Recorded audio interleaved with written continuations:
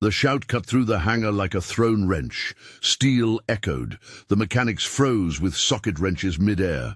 The helicopter sat on its skids, a dark tooth of metal and paint in the grey light, its rotor blades motionless above like the wings of some grounded bird. "Your wife removed that part. It won't fly."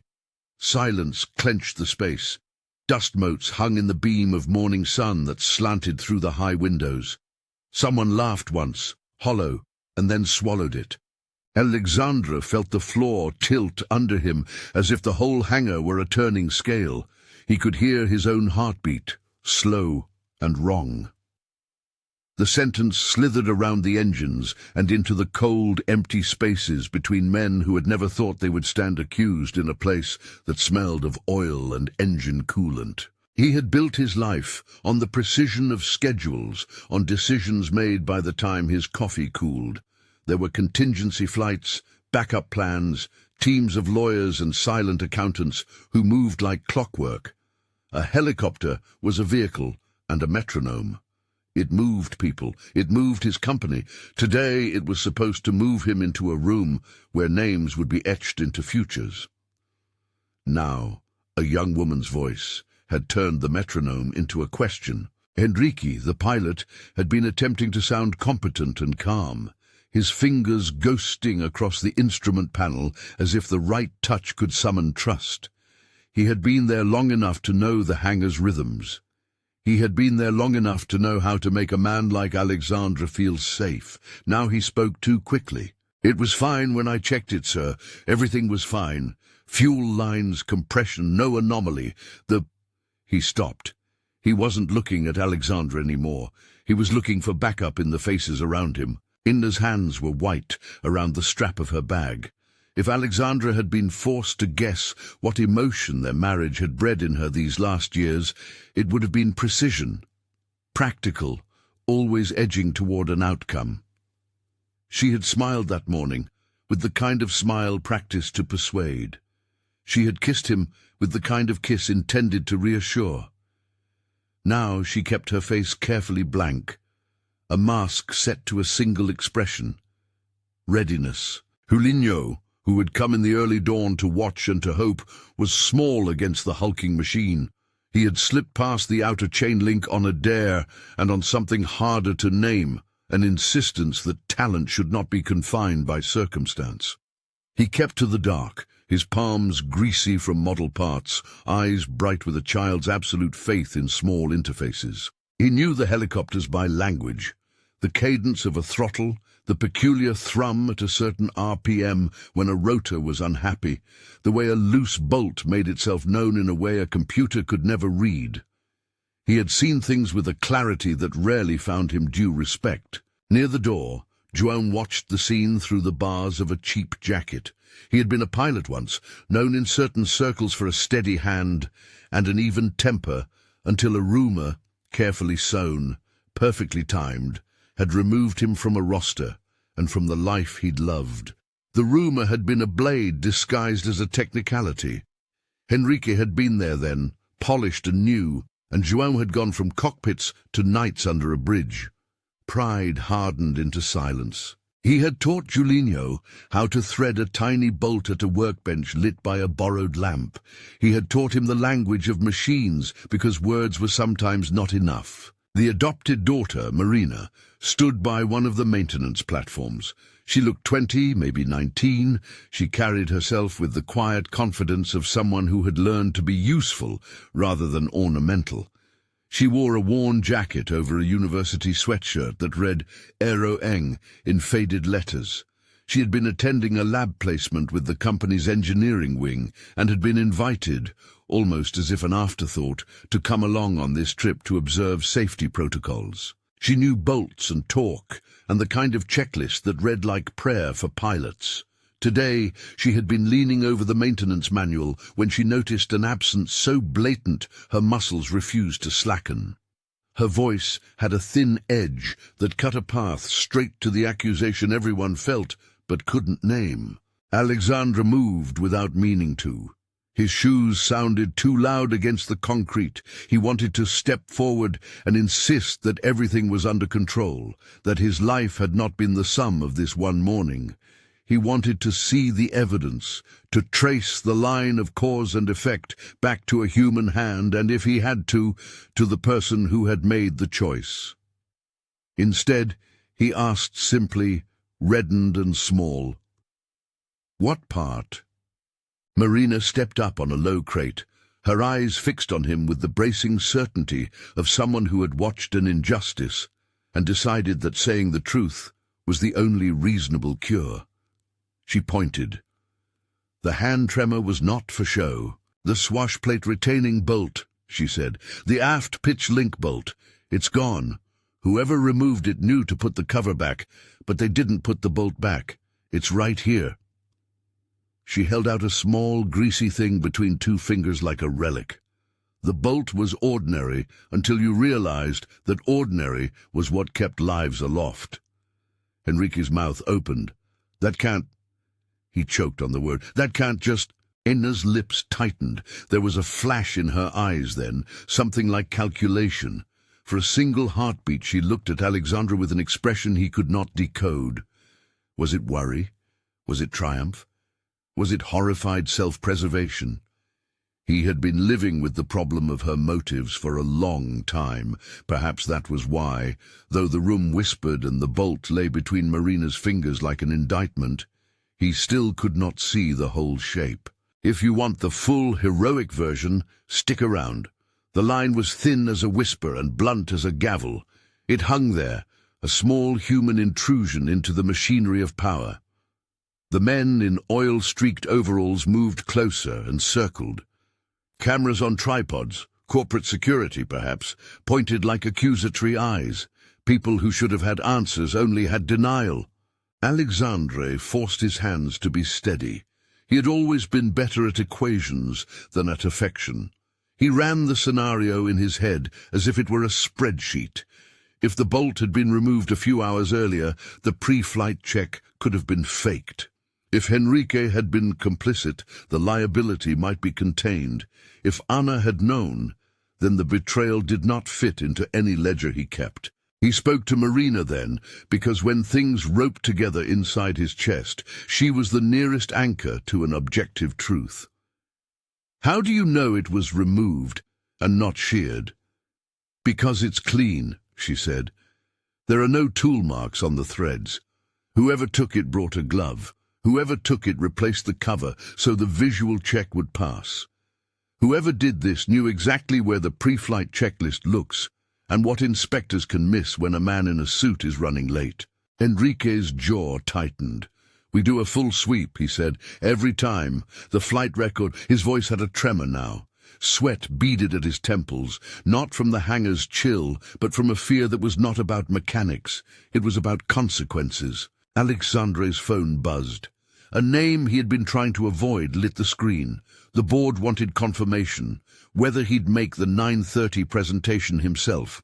He felt the weight of other people's tomorrows press against his chest. He could see in one flash the picture of an empty seat at a table where strategy would be negotiated. He could see headlines written by people who didn't know the difference between a bolt and a covenant. He turned to Anna. "If the flight can't go," he began, but she interrupted, voice soft and firm in the way of someone who had already swum through crisis. "I can go," she said. "I'll go in your place. I know the material. I can deliver the numbers." Alexandre's mouth opened. "You will not—" He stopped. He had always been half convinced that Anna's competence was a weapon of love as well as ambition.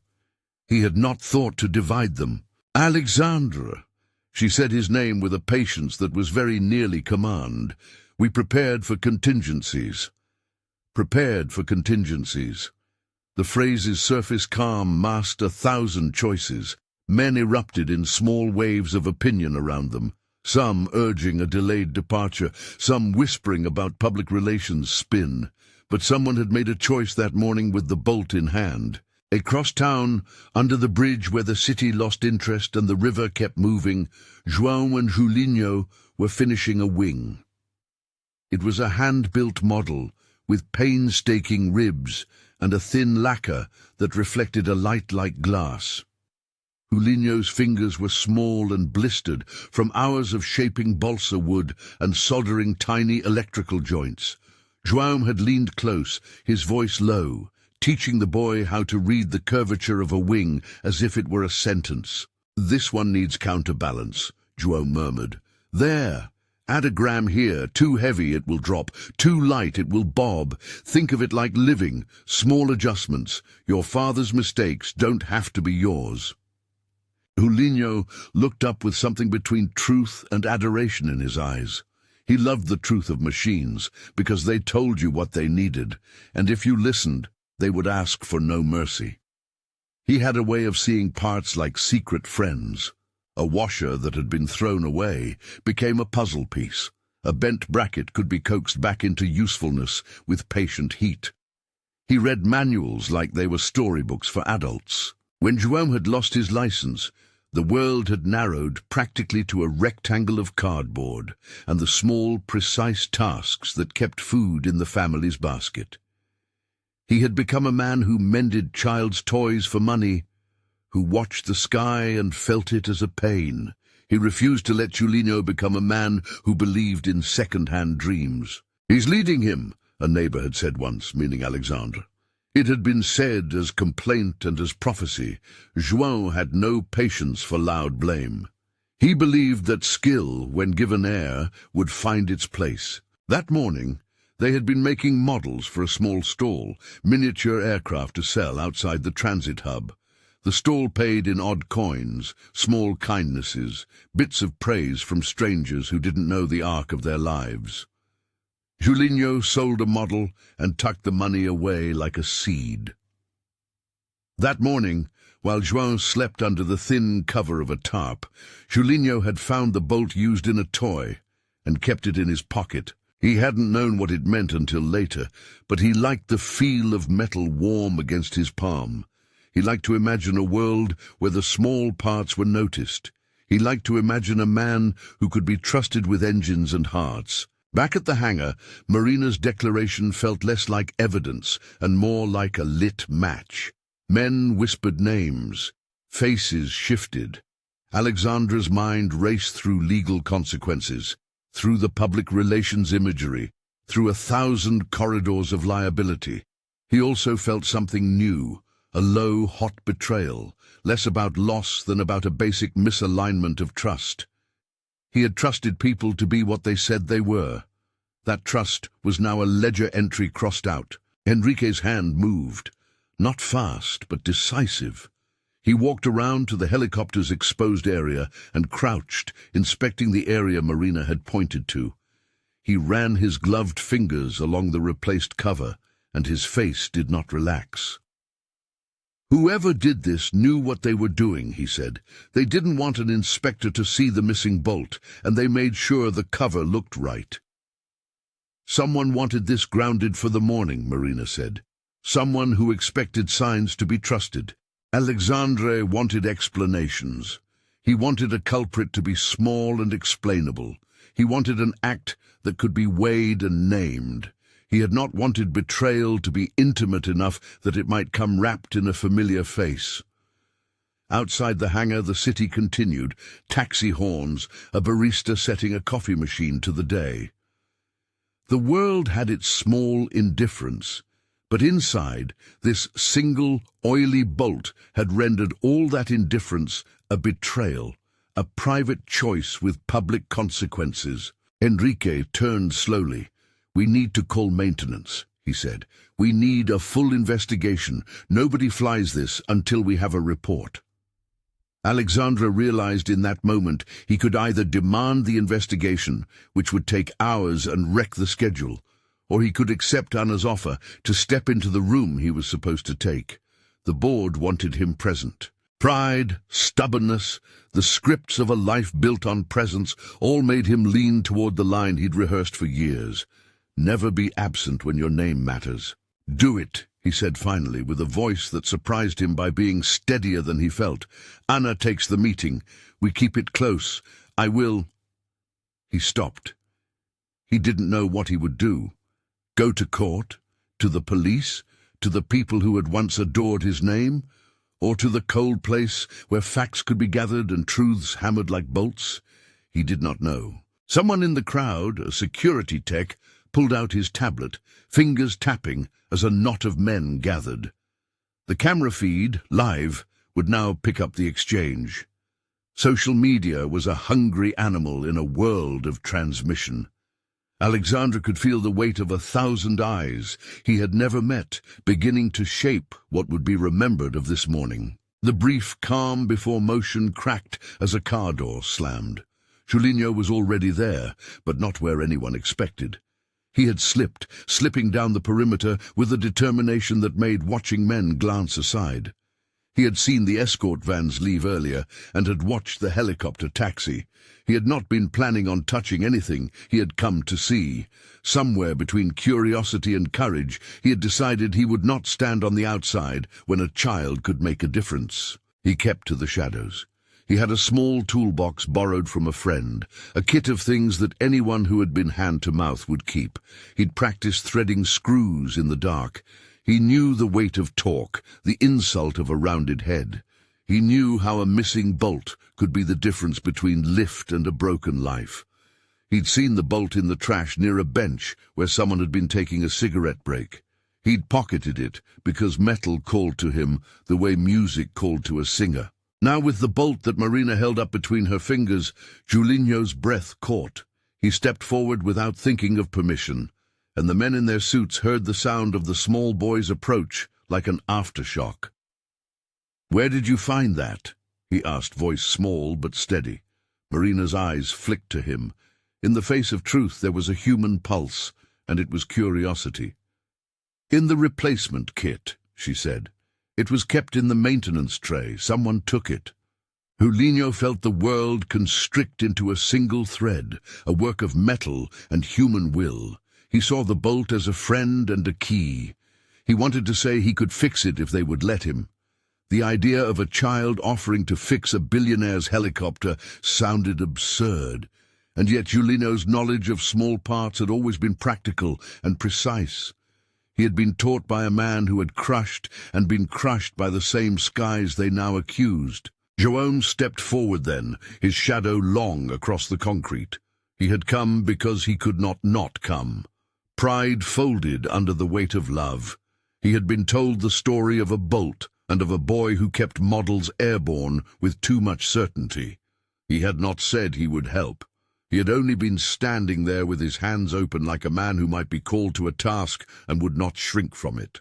Henrique's face changed. He scanned the small knot of people and named the softest threats, the ones that might land him in a mess he could not control.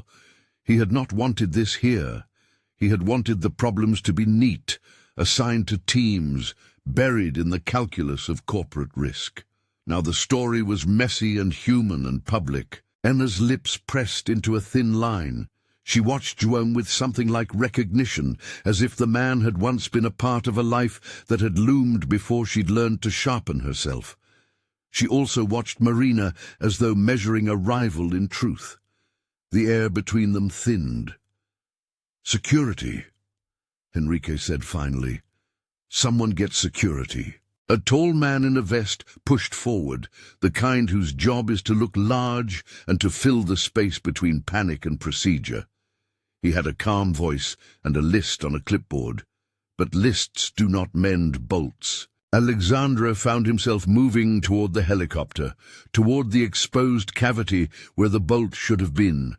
He crouched like someone starting a new project, because sometimes the only answer to a crisis was to get hands on the problem. The absence of the bolt sang a savage little song of vulnerability.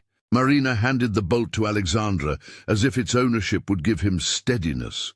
He held it in the palm of his hand and felt the tiny grooves. It was a small thing, no larger than the nail of his thumb. It was also an accusation. "You know how to install it?" Henrique asked, the question less about competence and more a way of moving time into something manageable. The mechanics around them snorted. "Not in a flight scenario. one said. "You can't just bolt that on and fly. You need certification, checks, torque specs. You don't have time," Marina said. She locked eyes with the mechanic. "But we have time for a test. We have time to see if the engine responds. That bolt is what's keeping the swash plate from sliding. Without it, the collective could slip, and the rotor will bite unpredictably. One misalignment and you die." A man in an overcoat, a corporate advisor, stepped forward with a legal plasticity. "You can't permit anyone unauthorized." Juan's voice, when he spoke, was not loud. It was steady, like a radio tuned to a single frequency. "I flew for 20 years, he said. "I know the sound of a rotor that doesn't trust its bolts. I also know what happens when you don't give a man a chance to fix what's in front of him." He looked at Alexandre then. "Let him get the bolt in. Let me check with you. If it's wrong, ground it. If it's right, we test it. If you want to sue me later, sue me. But don't sit here and let him die because we were too proper to do what is necessary." Alexandre's fingers twitched. The choices collapsed into a simple math he hadn't expected. Trust a man scraped raw by the city's underside, or let a meeting and a public ledger decide what kind of man he would become. Pride said one thing. Hope said another. He thought of Julinho's face when he had watched the wing take flight under the bridge. He thought of his own daughter, Marina, standing on the crate, steady as someone who had decided the world required certain truths. He saw the bolt as a hinge point, not just of metal, but of all the ways their lives were bound. "All right," he said at last, voice uneven but resolved. "Do it. Tighten it to spec. We test on the ground. Any irregularity and we abort. No heroics." Marina nodded. She jumped down from the crate, her knees steady, her hands steady. Julinho pushed forward, toolkit clutched like a talisman. João followed like a shadow, hands ready to steady a thing that might not be steadyable. The workshop noises returned, clink of metal, shoulder leaning against steel. Enrique watched with a face like a man who had been asked to betray his future. Anna stood with a watcher's composure. Alexandre's suit seemed suddenly too bright against the grim, grease-streaked overalls. Cameras recorded, phones whispered, the hangar became a stage. Julinho's small hands moved with the unhurried fluency of someone who makes small parts into miracles because they believe in the math. He fitted the bolt back by hand first, aligning threads with the care of someone sewing a seam. He found a socket and a wrench in a maintenance tray, the kind that had seen too many shifts.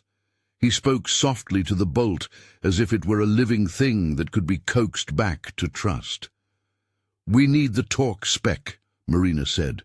A mechanic barked a response, and someone with a laminated sheet came forward and read the number. 42 Newton meters. Julinho nodded like a student and set the torque wrench. He tightened in increments, watching the dial until the needle caressed the figure that would, in a way philosophy could never reach, be perfect enough. The collective did not kiss the bolt with love. It met it with physics. The blade's balance might not be pure, but within human error and due diligence, it might be correct. They read engine temps. They looked at oil pressure. Enrique ran through a checklist in a voice that sounded like prayer. Alexandre felt each check like a step out of himself. He had been a man who thought problems could be solved by delegating them. Now he was face to face with the truth that things sometimes require a hand that knows the grooves. A journalist from a local outlet was already live streaming. A voice from a quiet corner kept saying, "If the rotor doesn't trust the bolt, the flight will be a mess. If you get it wrong, there's no second chance in the sky."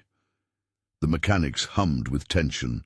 Julinho tightened the last fraction of the torque. The wrench clicked, an ordinary, absolute sound. For a moment the world held its breath.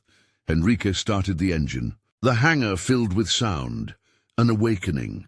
The rotor's brake released with a metallic sigh. The engine's note deepened. The collective and cyclic controls gave back the feedback they owe to men who treat them with respect. The blades turned, slow at first, then climbing into a steady, insistent pulse. People exhaled, cameras panned. Alexandre felt the relief like a tide washing him clean. He had not known relief could be so small and yet so absolute. And yet, something in the way Henrique watched Julinho made Alexandre's skin prickle. It was as if Henrique's gratitude for a working machine was a thin veil over something unread. He had not been grateful before. Gratitude, replaced by silence, could be a camouflage. Marina looked at Julinho with a half-smile, the kind that recognizes a kinship. Julinho glowed with a child's light, an artist who had found an audience in a stranger's acceptance.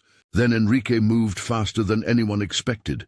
His hand reached under the panel with a speed that flattened the air. He pulled something, a folded piece of paper, and then tucked it into his pocket. He looked at Anna for a heartbeat, and there was a flicker of something like triumph. Alexandre's eyes tracked the movement. He had trusted Henrique enough to let him be the one vetting technical decisions. He had trusted that trust until a bolt had reminded him otherwise. The sight of Henrique's hand moving with clandestine intent sent a coldness like a shadow across Alexandre's shoulders. Marina saw it too. She followed Henrique's hand with a long, narrowing gaze. The moment stretched, taut, and dangerous. "What did you take?" she asked. Henrique's jaw knotted.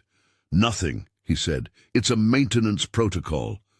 "You just tucked it away," she insisted. Henrique's temper snapped. "Get back. This is not your place."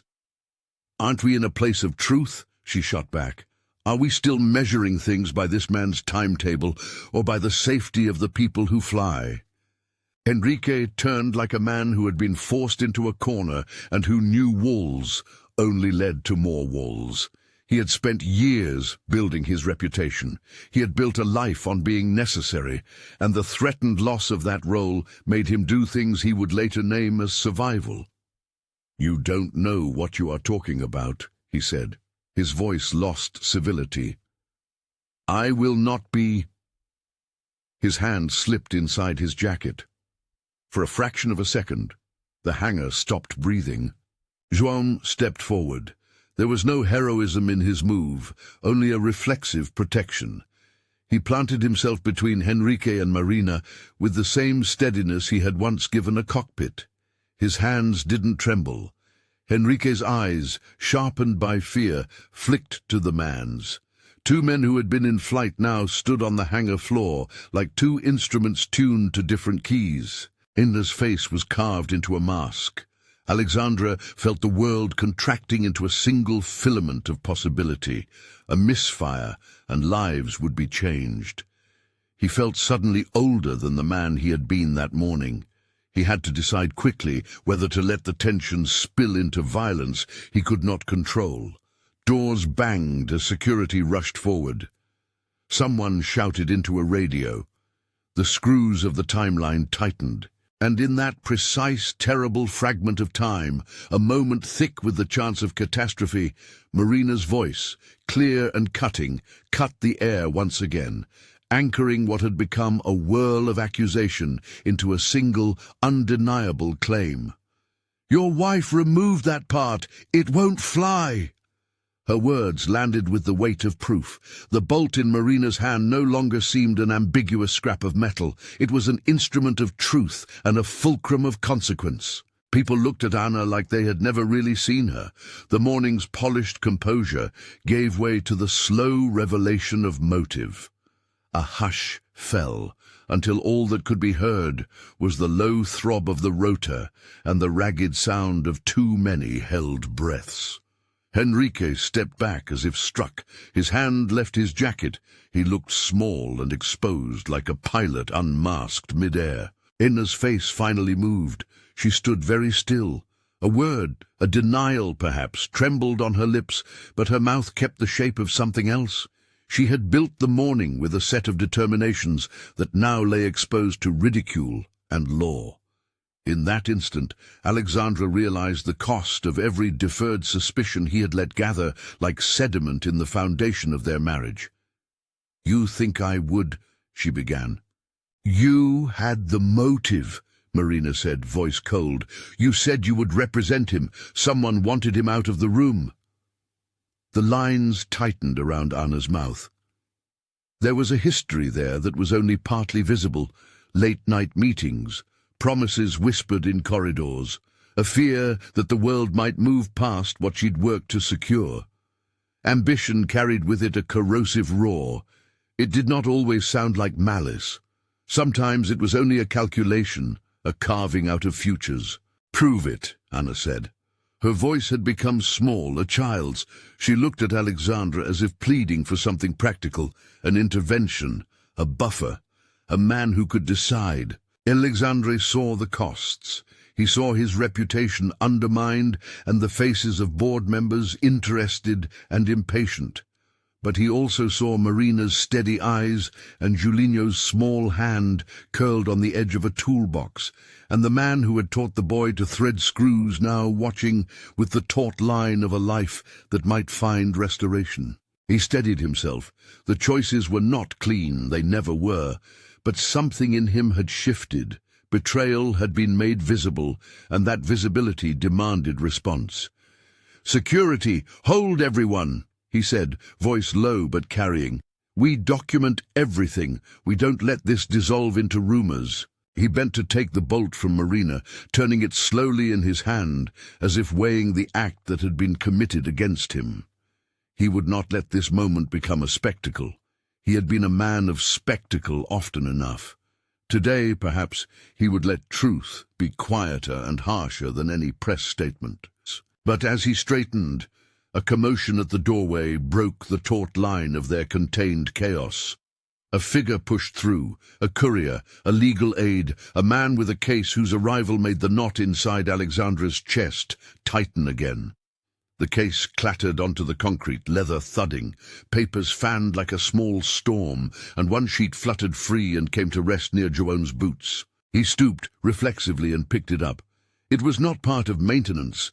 It was a black-and-white copy of a contract amendment with a section of text torn away. The missing bit matched the sense of that bolt, a small change with massive consequences. Joan's fingers traced the ragged edge of the paper, and his jaw worked like a man chewing on a new and dangerous truth. For a moment, the hangar had more than one missing thing. Metal showed it. Paper showed it. The air tasted like revelation. Enrique's face, already pale, went whiter.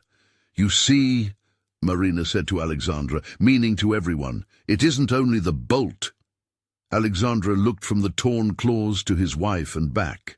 The room spun with threads, technical sabotage and contractual manipulation, woven together by a design he had failed to notice. The world as he thought it was, secure, ordered, predictable, had a seam ripped open. Men moved like chess pieces. Security spoke into radios. The cameras kept their cold appetite. Anna's composure splintered. Outside, the morning light had not changed. It simply shined through the windows and caught on the rotor blades.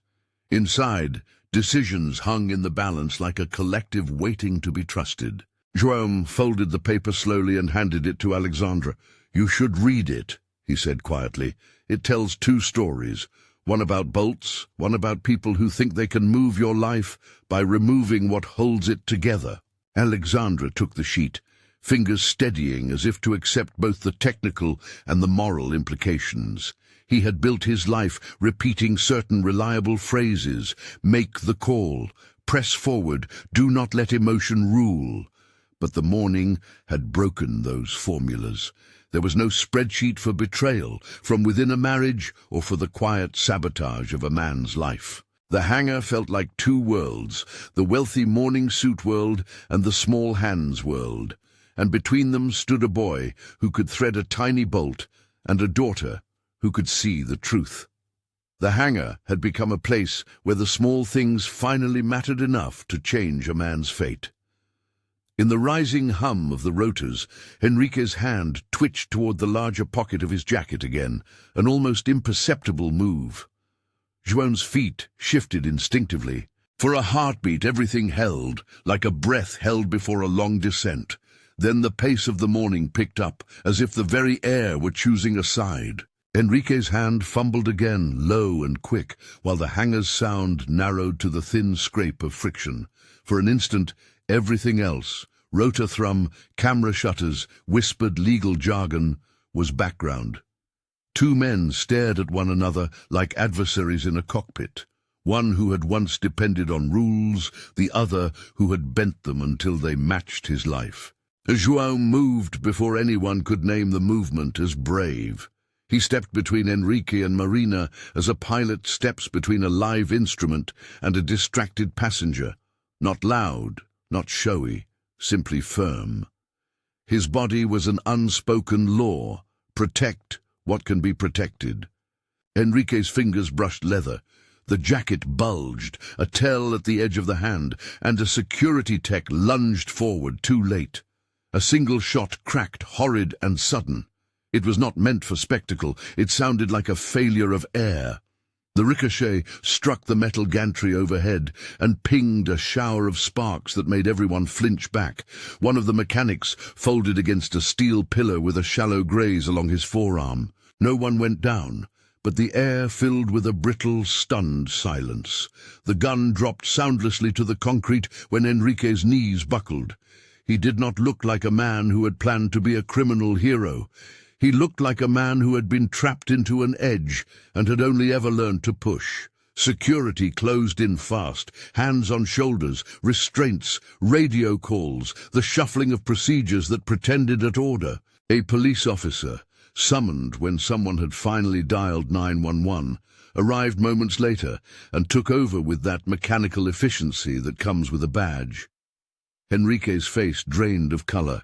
He kept trying to form words, denials, reasons, but they flattered thin in the presence of a bolt, a torn clause, and a boy who had placed his hands where they were needed. Inna was still, then shook as if a fit. She made for the doorway as if surprise might grant her escape. Someone moved to block her path. Alexandre was between moral outrage and the sheer procedural necessity of not performing his own punishment.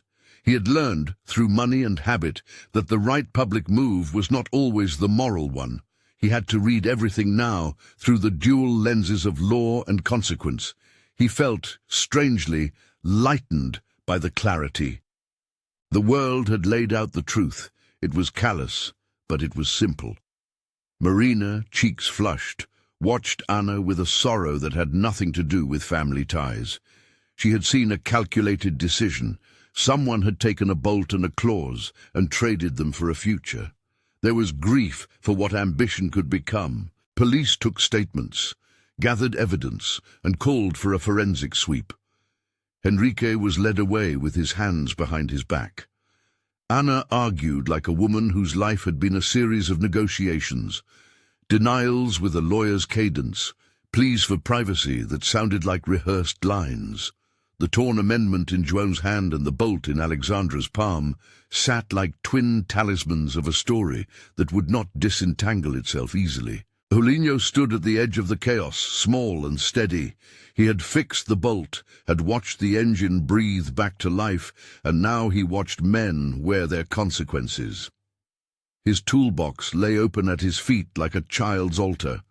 Tape, a clean socket set, a small cotter pin he had insisted on tightening into place, and the torque wrench that still bore the print of the final correct click.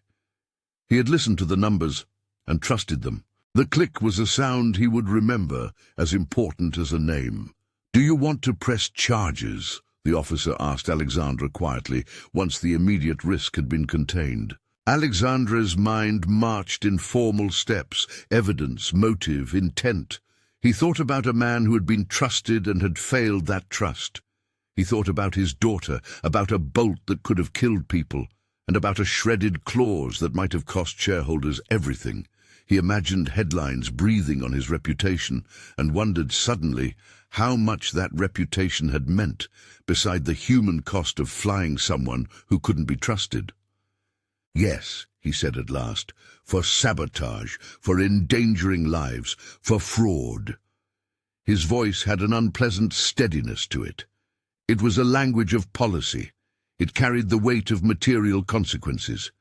He did not in that moment allow himself to be small or petty. This was not the place for that. The police continued their sweep, and corporate security blocked off the scene. Cameras kept rolling. The live feed had gone viral in a matter of minutes. Those who had come for a spectacle were now witness to a real fracture. Board members began trickling back toward the hangar, faces mapped by concern and calculation. Alexandre's assistant, pale, efficient, arrived with a stack of incoming calls and a conference call being patched in. The morning had shifted from a clean plan to an ugly public mess. Meanwhile, João's hands were steady in a way that had nothing to do with the badge on a chest or a suit cut to fit. He wiped his palms on the legs of his jacket and crouched by the helicopter, mindful that the job was far from over.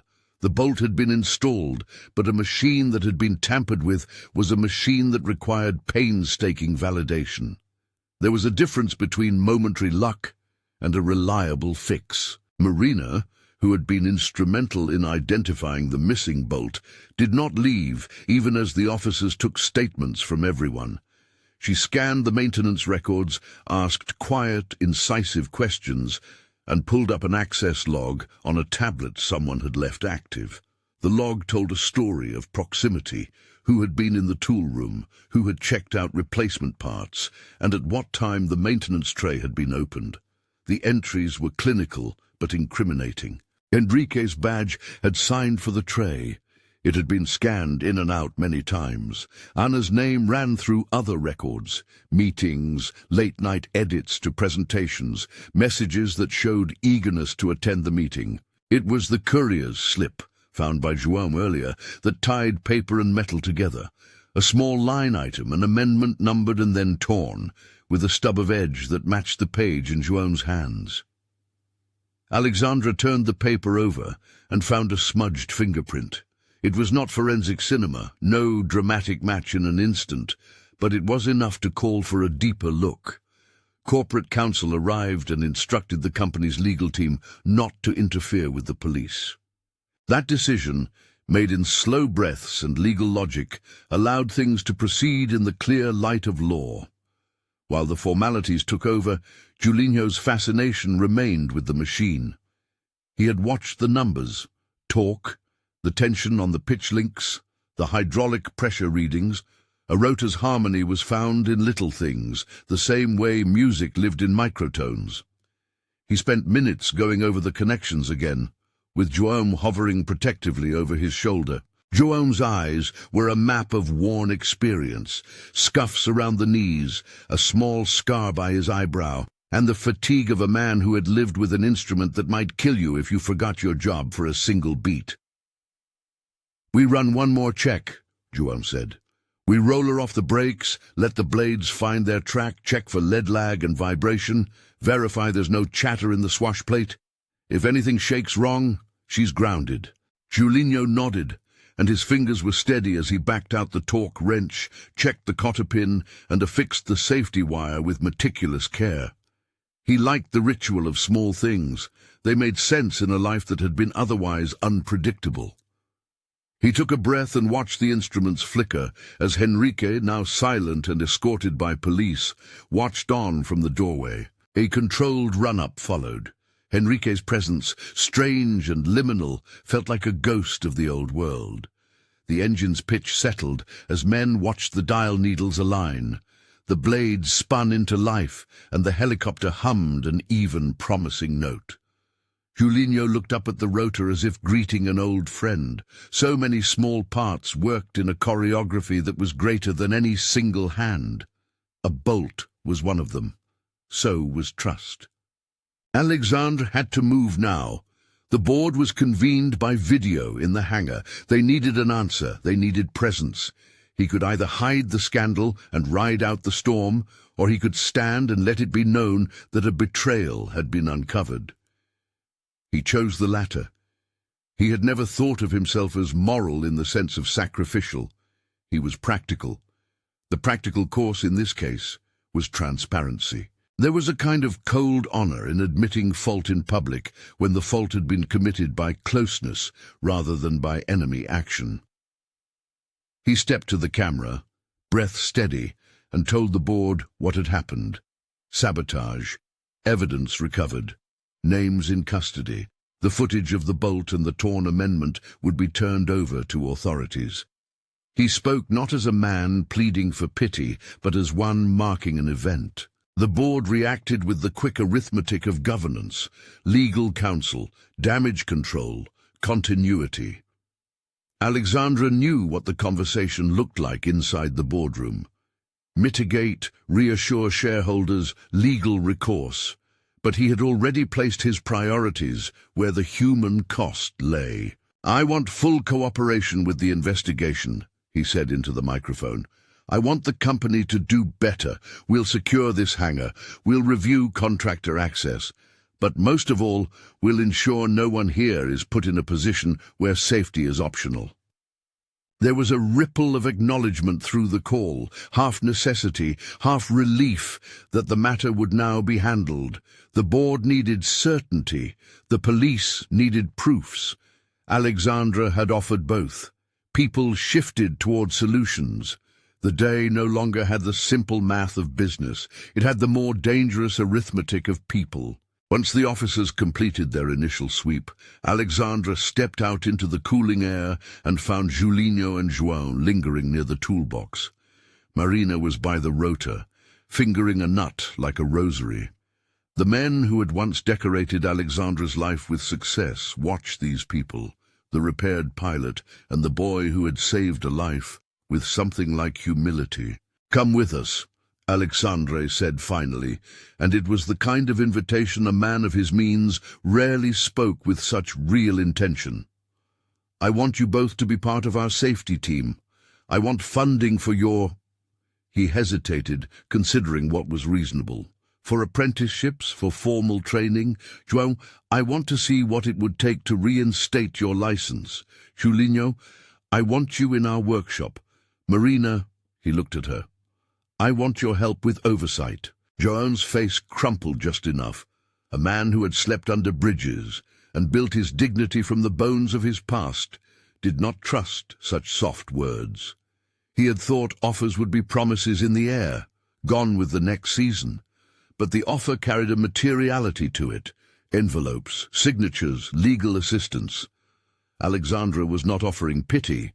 He was offering leverage, the use of resources to change a life. "You don't have to do this," Alexandre added quietly, as if defending a generosity he'd never expected to return. João looked at Julinho, whose hands were stained with oil, but whose face was strangely bright. Then he looked at Alexandre and found in his eyes not the coquettishness of a PR stage apology, but the practical earnestness of a man determined to fix what could be fixed. "We do," João said, "for the boy, for the things that hold people up. If you're serious, then let's do it right. Licenses, training, and a path so Julinho doesn't have to grow up thinking his hands are only for survival." The agreement was not sealed with a handshake.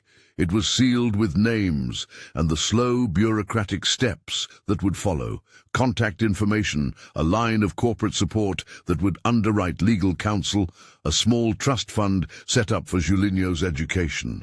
It was not a miracle. It was paperwork and muscle memory. It was honest and repairable. Later that day, amid police interviews and corporate briefings, Alexandre authorized a press statement that told the truth without melodrama. The company would cooperate with prosecutors. Internal reviews would be conducted. He called in his board chair and asked for resources to be diverted toward community apprenticeships. The camera lenses watched him behave not like a man who had been cornered, but like someone who had decided what the morning demanded. It was a strange exhalation to be accountable. He felt privately as if a small weight had left him. Charges were filed in the following days. Enrique pleaded to lesser counts in a bid for leniency, which prosecutors accepted or rejected depending on the evidence the forensic sweep turned up: the paper trail, the maintenance log, and Enrique's own incriminating phone messages. Inna sought legal counsel and released a statement claiming misunderstanding and a complex attempt at corporate survival that had been misconstrued. The police investigation showed a pattern. Inside influence, a plan to temporarily ground Alexandre so that a particular amendment would be signed by another hand. The motive was plausible: power, access, future gain.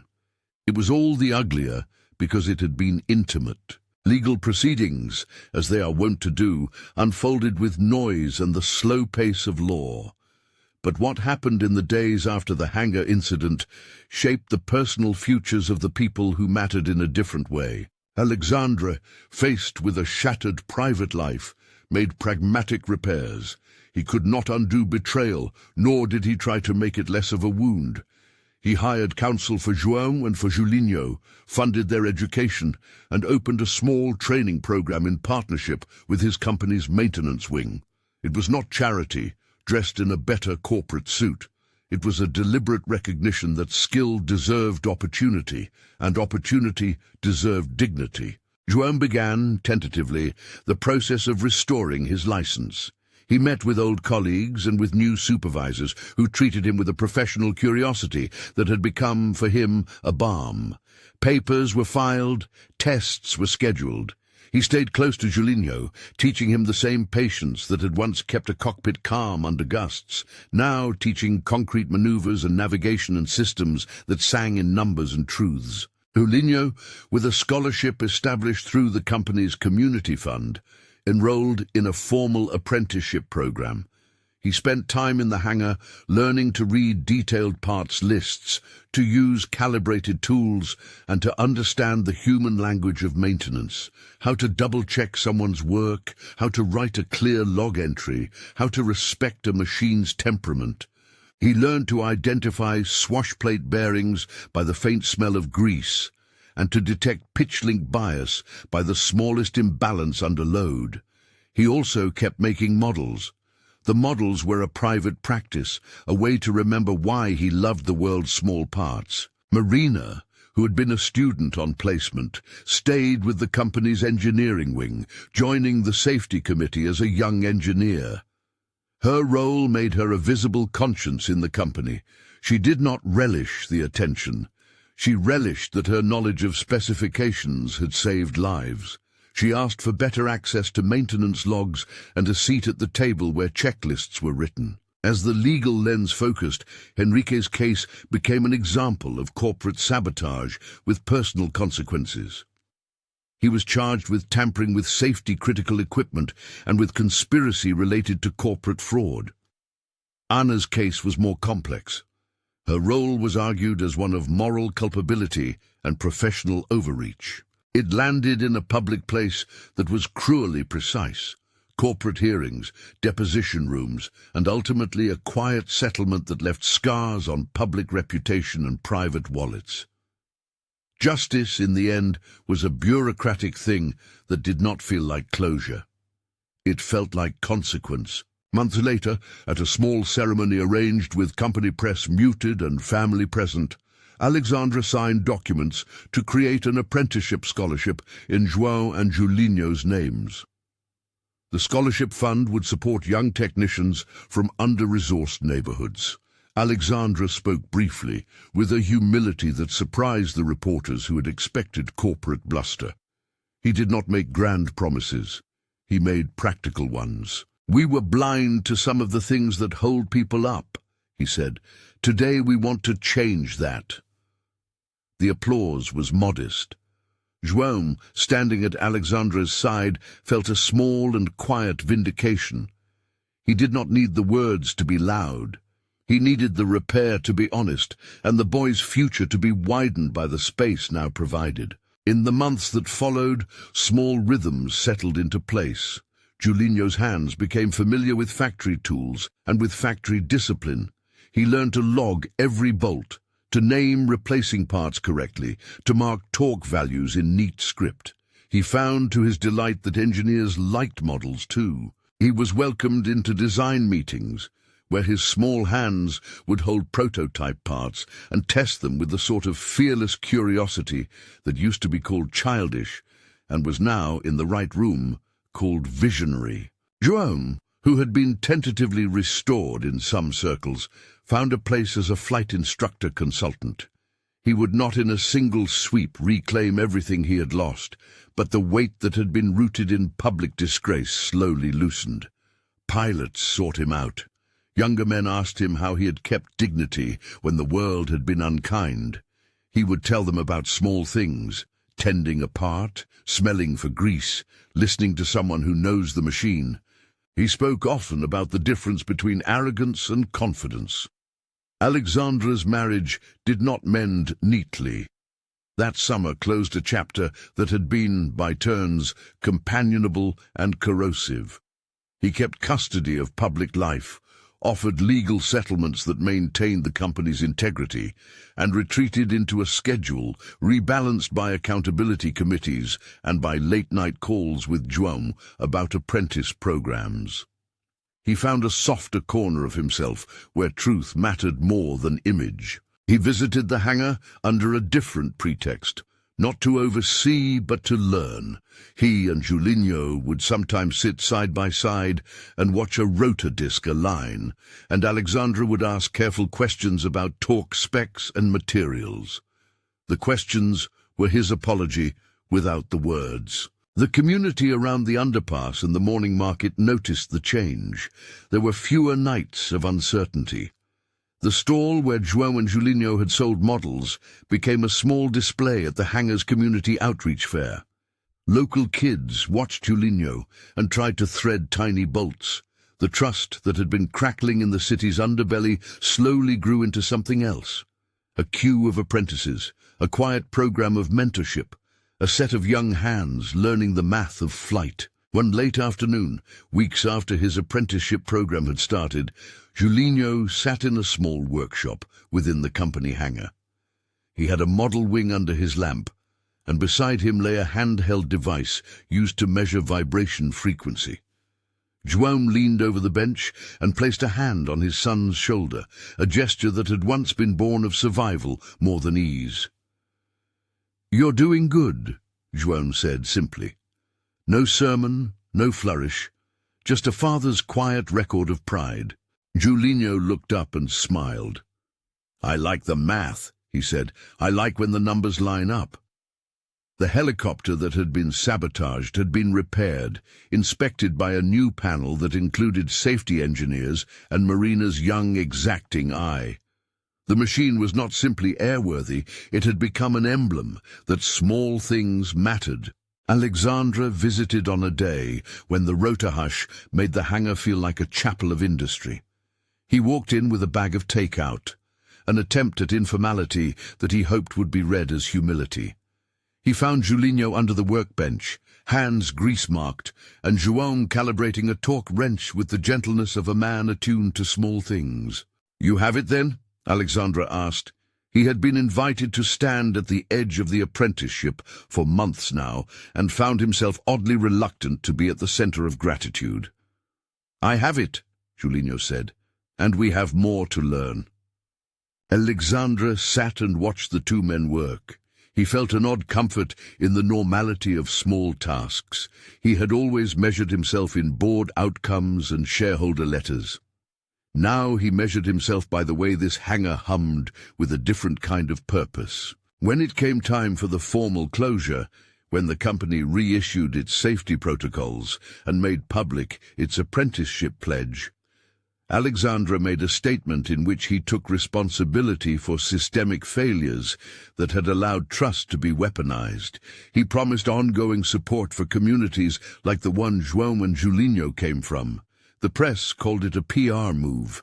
Those who lived in the neighborhoods called it a lifeline. Time calmed things in the way it often does, not by erasing what had been done, but by changing the surface of memory and giving room for new things to grow.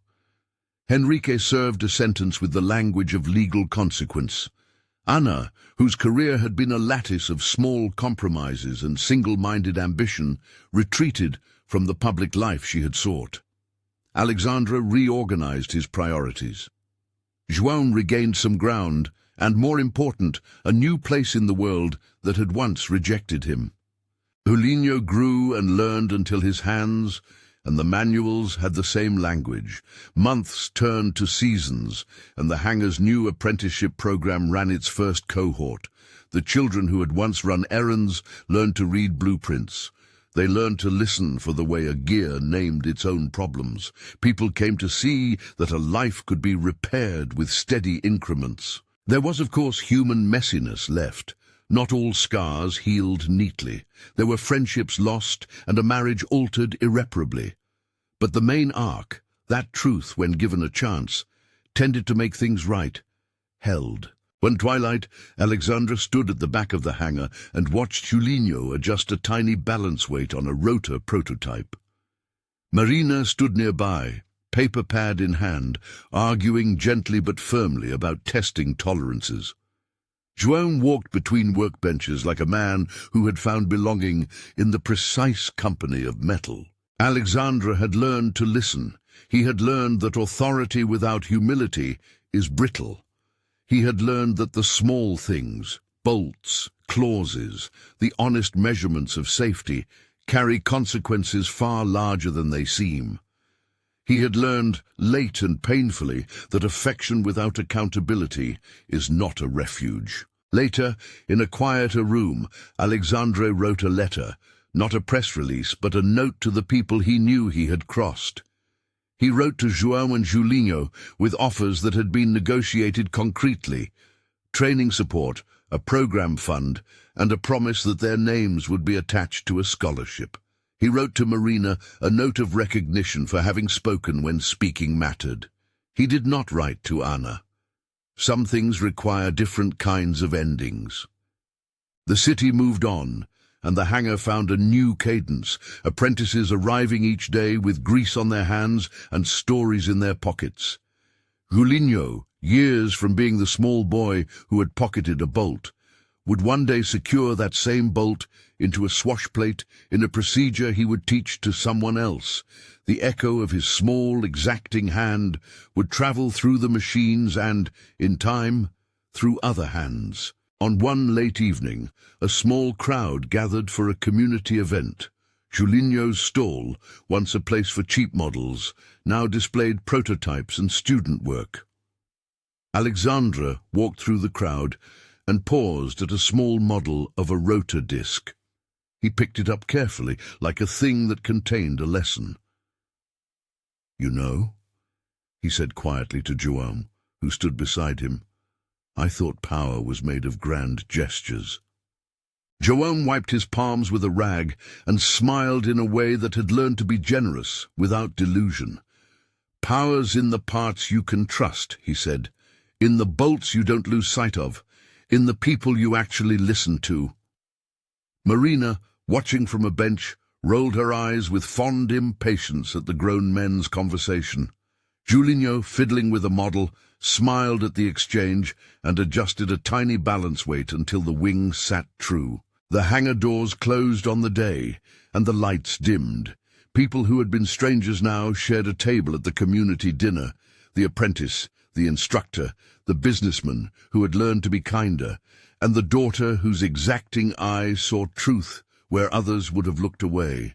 There was a simple dinner, stale bread made warm and a pot of soup, but the warmth tasted like more than food. It tasted like repair. Before the night ended, Alexandre took Marina aside. He had learned the complexity of gratitude and could not offer anything like a fatherly absolution. He offered something more practical, a quiet apology for having been blind and a promise to be better at listening. Marina accepted, with a young adult's economy of forgiveness that was practical and not theatrical. It was enough. The last scene in the hangar was small and domestic. João and Julinho sat at the old workbench, hands several sizes different, oil on their fingers, and a cup of cheap coffee cooling between them. They were not heroes in a billboard way. They were men and a boy who had found repair by steady work and a network of accountability. Julinho handed João a tiny, completed servo arm, cleaned, tested, and fitted with the kind of neatness that made older men smile. "You keep them," João said. "One day you'll teach someone this, and they'll teach someone else." Julinho nodded. He looked out at the hangar, where lights had dimmed and the rotor nuts glinted faintly. He had learned to see the world in parts and to hold them in his hands like a promise. And in the doorway a voice rose, not a claim, not a release, but a memory that had changed everything when it mattered most. "Your wife removed that part, it won't fly," Marina had shouted that morning, and the line lived still as a hinge between what had been and what had become. It had been the cry that broke the spell of complacency. It had forced a story of sabotage into daylight. It was a phrase that matched the literal missing bolt and the metaphor of a life made unsteady by secrecy. It had been said in the center of a hangar and had sent consequences out like ripples. It had been the small truth that pivoted larger things. Julinho tightened a screw and looked up, thinking of how his life had been altered by small metal and an insistence to act. He thought of Marina standing like a young sentinel, of João teaching the boy patience, and of Alexandre learning to move with a different compass. The future, like a rotor disc, required balance. It required steady hands and people willing to name the missing pieces. It required institutions to listen and men to be accountable.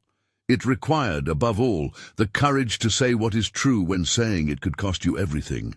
If this story moved you, share it with someone who needs the reminder that small things hold great weight, and that speaking a truth can change a life.